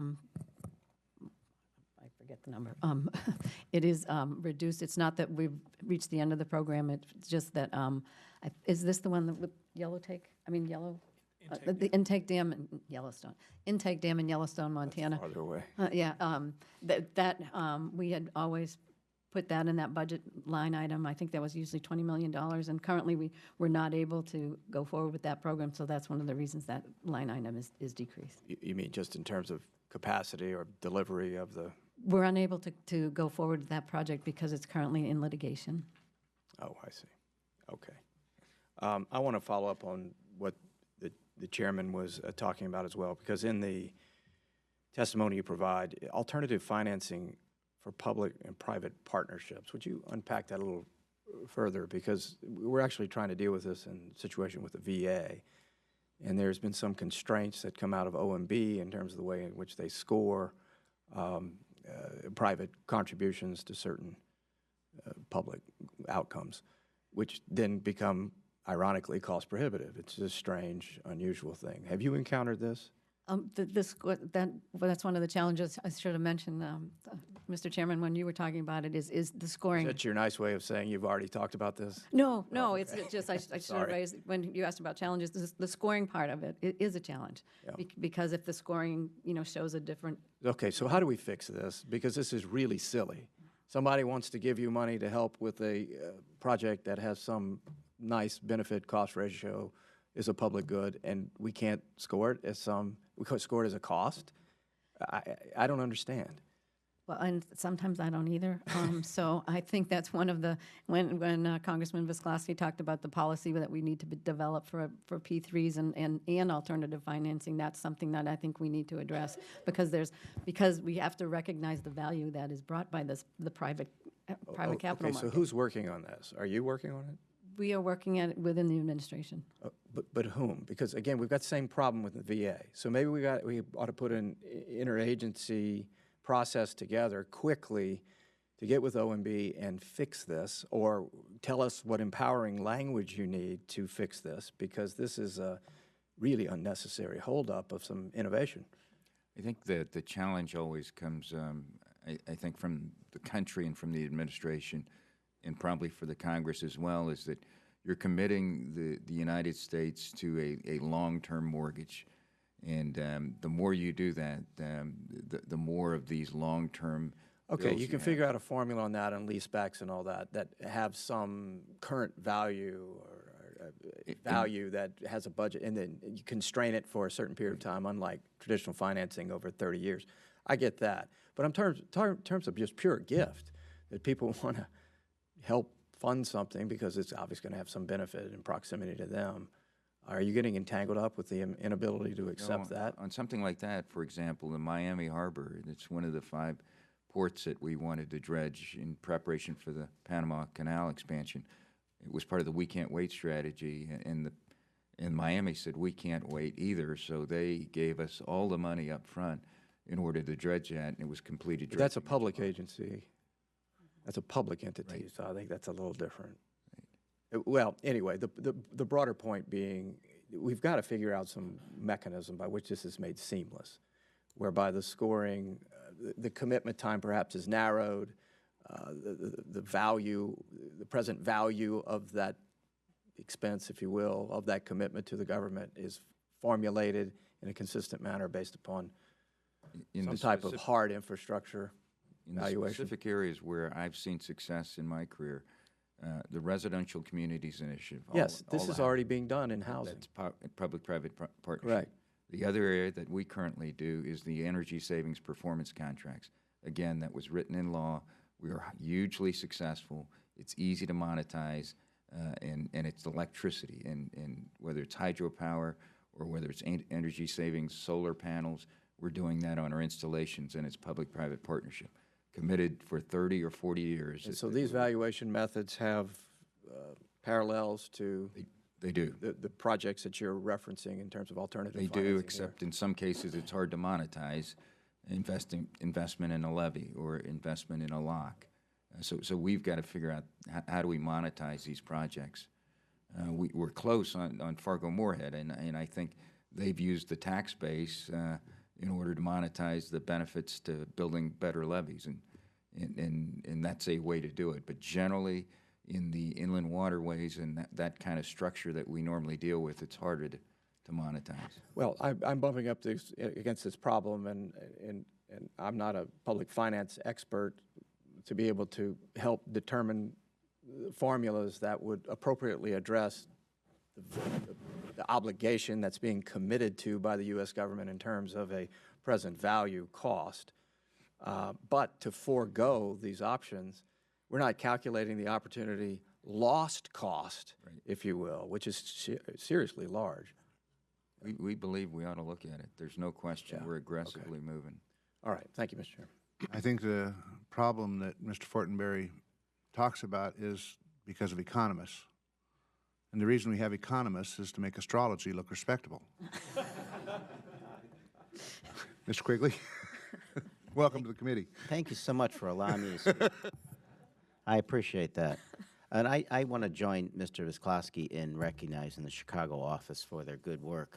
But obviously, my colleagues in the Chicagoland area, including Senator Durbin and I, were deeply disappointed is a mild expression in discussion with the McCook Reservoir and the funding there. The history in the Chicagoland area of very damaging flooding was addressed with Deep Tunnel, which is only minor compared to how important McCook-Thornton reservoirs are. And if we want to compare this to projects across the country, I don't know how many states have 5 million people, but there are 5 million people impacted by this not getting done. This was the support from the administration after an extraordinary number of years they're supporting it. One of the Corps' most competitive flood protection projects, and there was no funding for it. The continued construction of the McCook Reservoir and the Chicagoland underflow plan in 2017. I've been doing this 7 years, and I've never addressed anyone in committee like this. It is inconceivable how such a top-tier, fully authorized flood protection project, 65% complete, and an active federal construction, a 3-to-1 benefit cost ratio. It is not just a Democratic project in Chicago. This is bipartisan support, and people who are getting flooded really don't care at that point what party they are. It benefits Chicago and 36 suburbs, 1.5 million structures, and 5 million people dropped from the budget after years. We are told that there is some extraordinary misunderstanding that this is under the mistaken belief that Stage 2 is related to water pollution control. It has been documented by your agency, nationally and locally, that this is about flood protection. It is fully authorized and documented in the core system as such. And again, recommended by the Corps for flood protection. What the heck? Where do we go from here? Congressman, phase one of this project, as you know, has been funded to completion. And in doing so, that will meet the requirements of the consent decree that the city has to meet by I think it's December of 2017. The second phase of the project, you're correct, is not included in the 17 budget, and is the purpose of that second phase of the project is being looked at as possibly being a environmental infrastructure. But I will today commit to you that we will relook at this budget request. Is it possible that this could be included in the work plan for the continuation of this construction? I know that takes place in the second phase this year. If there is a 17 work plan, the 17 work plan will depend on whether or not we, what the outcome is of this committee's appropriations bill. But if there is a 17 work plan, Are there any other means that we can look at this again and still not stop this project? There's not a lot of other choices, unfortunately. And it's not anybody in this room's fault that Illinois hasn't passed a budget. But we brought this to the dance, and we're not taking it home. And there's virtually no likelihood that there is going to be any local opportunities to pick up the final cost of this. I've been to these projects. They're massive holes in the ground, but we've been lucky so far. We haven't had our annual 100-year flood in Chicago, in the Chicagoland area. There is a race to get this done. So looking at this again, what is the time frame in terms of options?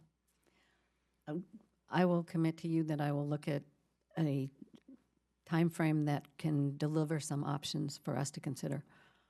Well, we'd appreciate it if you'd let us know, as well as the other members from the region, as well as the senators. I will. Again, Mr. Chairman, I want to thank the full committee for giving me this opportunity. Thank you. We are going to have votes here relatively quickly. I think they're doing the motion to recommit right now. But we will have another round of questions if everybody could keep it short. If that's Ms. Capter? Thank you, Mr. Chairman. I would like to ask Ms. Darcy and the General on the status of the Cleveland dredging situation, both short and long term. The Ohio EPA has done core sediment samples now from the Cleveland Ship Channel showing the average bulk phosphorus content is 1.54 times higher in the Cleveland Ship Channel sediment than in Toledo. And also the state EPA has dredge material that that shows the PCB levels in fish in Lake Erie could increase by 10 to 20% because of the contaminant levels of the sediment that they've been drawing up. So my question is, what is the status of port dredging and the dredge disposal in that region, please? In Cleveland Harbor, we will be dredging as much as we can under the federal standard. As you may be aware, the federal standard allows for open lake disposal of some of the sediment for the last mile and a half of the Cuyahoga River in Cleveland. However, the state EPA has not, to my knowledge to date, issued a water quality certification for us to be able to do that. Therefore, the cost of putting those dredge spoils into a CDF, because that's not the federal standard, would need to be paid for by the local sponsor. Are there any instances in the country where the Corps has not disposed of dredge material in open water, either fresh or salt water, due to environmental considerations? That we have not, I believe so. That we have not, I'm sorry, that we have not put it in because of environment. Right. Have Right. to follow up on that. I really don't know. All right. Thank you very much, and I think this story will continue. We provided over $1.3 billion additional dollars in last year's budget. Do you have any for the Corps? Do you have any way of assisting local communities that are stretched for local funds? Do you have any examples of that in your prior work? For dredging? For dredge disposal? Using federal dollars to help the local community meet their Obligation. I don't believe so, but we can check to see if we do. I don't believe that we have. All right. Do you have any idea on the backlog for authorized Corps projects in the Great Lakes? And are you, how are you interpreting the language in the authorization bill recently that not less than 10% of all navigation funds should be directed to projects located within the Great Lakes navigation system? Are you meeting the 10% requirement? In the Harbor Maintenance Trust Fund, yes, we are. All right, very good. Thank you. And I know Congresswoman Roybal Ellard wishes to ask questions, so I will restrain at this point. Mr. Fleshman? Thank you, Mr. Chairman. In the interest of time, Secretary Darcy, I will go through this, and then I've got some follow-up questions. The budget materials make brief mention of a forthcoming proposal to use Inland Waterway Trust Fund dollars to cover a portion of operational and maintenance costs. Can you provide any additional details for us today? Congressman, as you mentioned, that proposal is forthcoming, and you're correct that there's a portion of what's being proposed that would be set aside or come out of there would be a vessel fee that would be proposed, and this, in my view, is a starting point of a conversation. I mean, this committee and the Congress and the American people increased the tax in the Enable Act, I think it was 2 years ago, to help with the balance in the trust fund. And I think we all know that the needs are still great, and we'd like to work with this committee in order to come up with a vessel fee or a proposal that can help to meet that increased need. This, in my view, is a starting point. Okay, what cost share is the administration proposing? No change in the 50/50 cost share, and no cost share change. We would, I'm hoping that we're going to propose to add some additional waterways to those that are currently taxed. I think currently there are 27 waterways, and we might increase that to the 40 in the inland waterway system. Okay, Madam Secretary, would this proposal cover all inland navigation, operation and maintenance, or just O&M on those projects for which capital improvements are also cost shared with the trust fund? The details, as I say, are forthcoming. I expect it to be on the entire fund, but you know, again, we can provide you those details and hopefully work with you on trying to enact this proposal this year. And when can we expect to see the final proposal? This week? Within weeks. Okay. We look Soon. forward to getting that Right. proposal, and with that, Mr. Chairman, I yield back. Thank you. Roybal Madam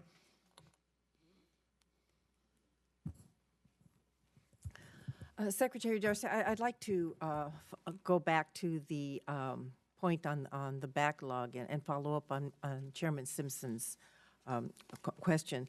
But quite frankly, I was disappointed that that you do not know what the backlog and costs are for operations and maintenance for flood control infrastructure in the Los Angeles region, given that it is one of the most densely populated areas in the county and could put a significant number of lives and property at serious risk. Is there any data available to tell us what percentage of LA County drainage area assets are graded at an acceptable level? I can answer your first question now. Okay. Good. 55 million is the backlog number. 55, okay. And I'm sorry, the second part of your question was? Well, it had to do with the cost, if you had any estimate on what the cost would be to complete the backlog. But we could wait on that. But let me go back to my other question, and that was if there was data available to tell us what % of LA County drainage area assets are graded at an acceptable level. Okay, that's a number that I do not have, but we can, Okay. you want to know if they're acceptable for flood control or for? Yes. Okay. Yeah, and also, and one of the reasons for asking this question, it was that there was my understanding, or I've been told, that there isn't even a mechanism for collecting that kind of data. Is that true or not true? And if my information is correct, I would urge the Corps to conduct a single comprehensive assessment to measure the acceptable levels of the LA County, Los Angeles County drainage area system, which I would think would be an important step to address the funding needs of the Los Angeles County drainage area. So do you happen to know if there is such a mechanism for collecting that data? Is that? I'm looking to my experts. Yes? Okay. We have operational condition assessments that are done, and I assume we have one for LA? For everything, okay. Okay, so you then would be able to give me that information? Yes. Okay, thank you.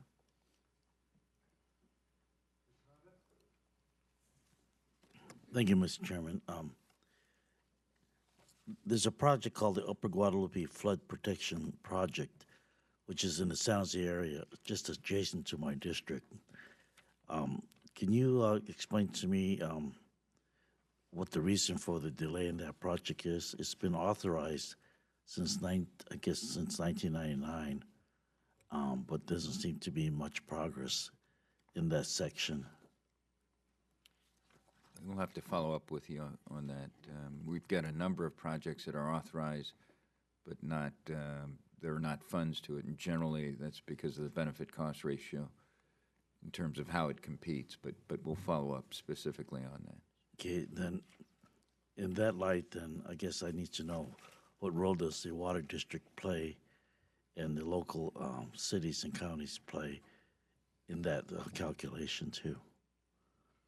We'll provide that to you. Thank you. Yes. Could I just add that we'll follow up on that part, but I'm told that for that project, particularly for this year, there's no funding needed for this fiscal year. No funding needed. It's needed for this fiscal year, but the second part of your question, I don't know the answer to, so we'll follow up. It's not needed because there are no funds, or it's not needed because you're progressing on that project and moving forward? They have sufficient carryover to be able to continue, so that it's not that they're not funded, it's that they don't need additional funding this year because they have carryover funding from last year.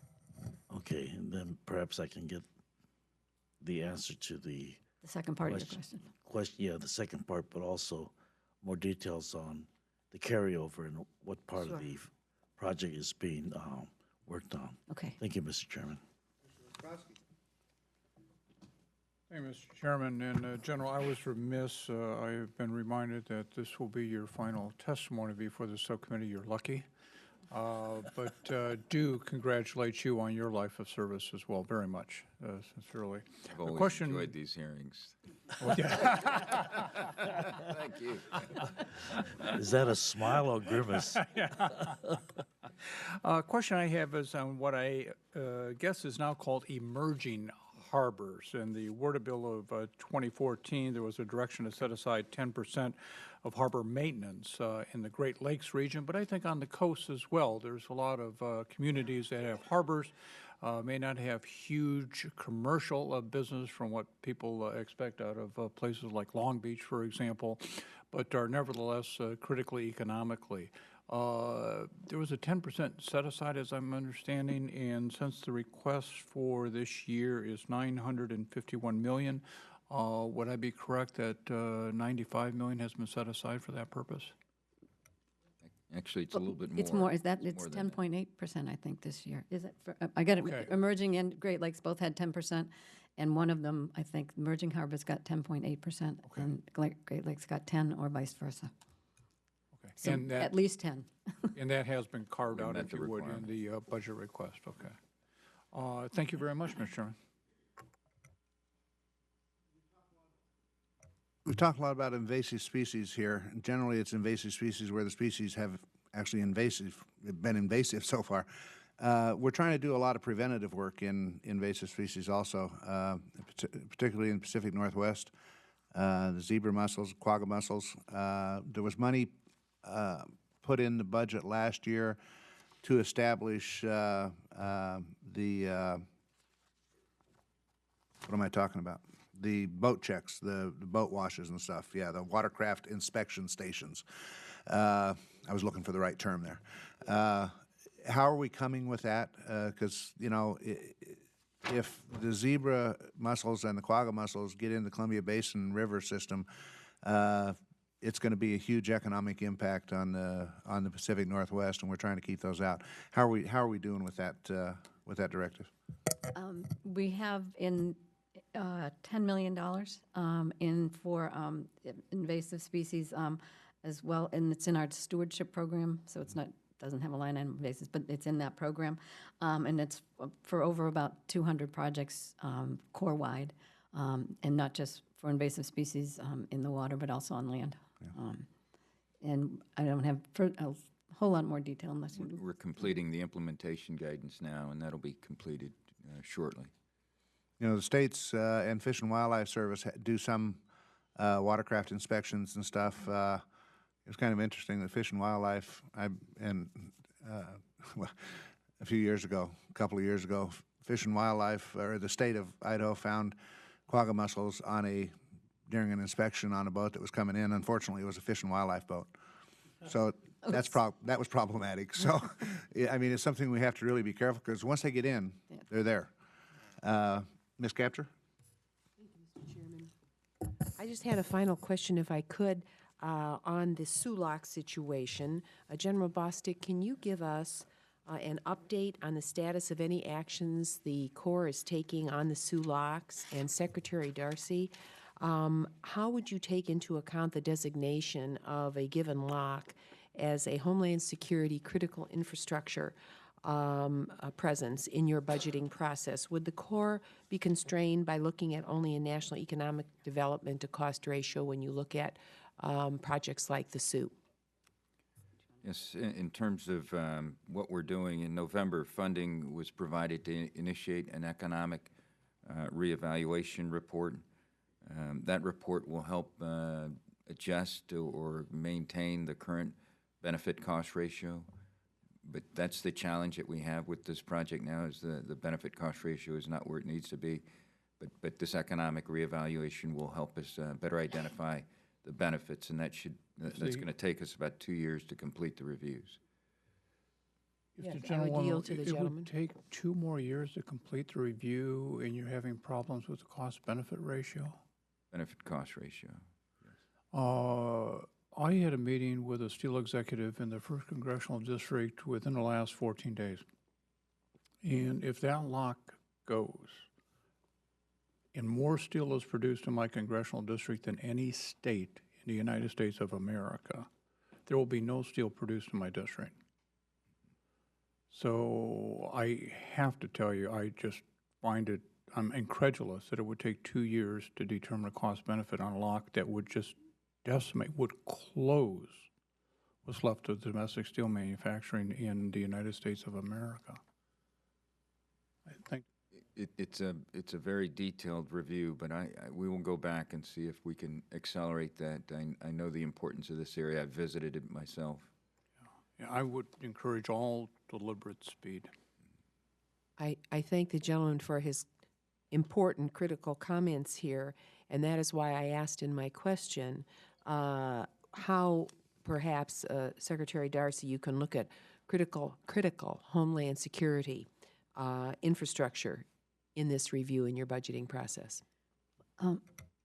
I think that because the Department of Homeland Security has done an evaluation of the lock, I think that's what you're referring to, that in our calculations in this economic analysis, this is not the usual scope of a Corps of Engineers analysis, but I think given the fact of what we've learned from the Department of Homeland Security's assessment, it's something that we need to take a look at and incorporate that into the need for especially from the side of Homeland Security, in addition to the economics that we have to take into consideration.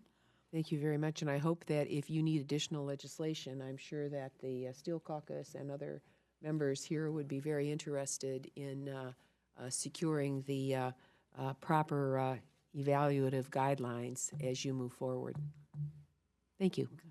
Thank you, Mr. Chairman. Thank you, and I thank the members for their attendance and interest in the Army Corps and their budget. As was mentioned during the opening, I've watched this process for years, both here in Congress and in the state house that I served in, and almost every other state house.